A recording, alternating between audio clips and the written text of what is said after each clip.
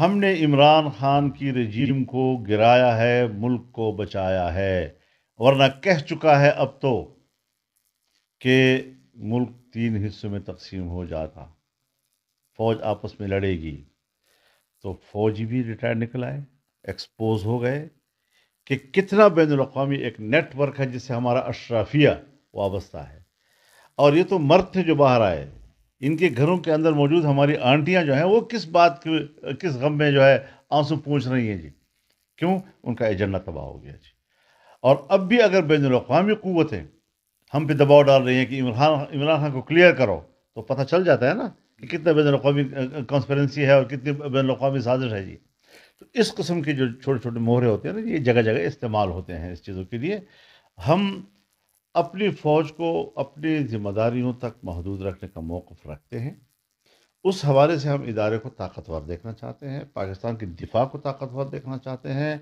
ہم کبھی کبھی شکوہ بھی کر لیتے ہیں، اختلاف رائے بھی کر لیتے ہیں، کبھی اس کا یہ مقصد نہیں کہ ہم ادارے کو کمزور کرنا چاہتے ہیں۔ اور ملکی نظام سیاستدانوں کے ہاتھ میں ہونا چاہیے۔ ہم کسی بین الاقوامی دباؤ کو قبول کرنے کو تیار نہیں ہیں۔ آئی ایم ایف کا دباؤ ہو، ایف اے ٹی ایف کا دباؤ ہو، ٹھیک ہے، ہماری بہت سی مجبوریاں ہوں گی، معروضی طور پر ہوں گی، اور ہم ان مجبوریوں کے تحت سفر بھی کر رہے ہیں، دونوں سفر کر رہے ہیں، اقتصادی لحاظ سے بھی سفر کر رہے ہیں اور سیاسی لحاظ سے بھی سفر کر رہے ہیں۔ تو وہ چلتا رہتا ہے۔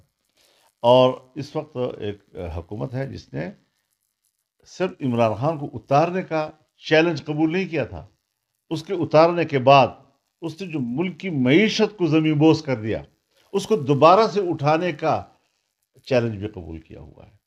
اور یقیناً آج اگر قوم، پبلک تنقید کرتی ہے، چیختی ہے، چلا رہی ہے کہ بھئی وہ تو ایسے تھے، تو اب تم آ گئے ہو، تو تمہارے حالت میں تو اور مہنگائی ہو رہی ہے، اب یہ عام آدمی کو سمجھانا بہت مشکل ہے کہ یہ سب کچھ انہی معاہدات کے نتیجے میں ہے۔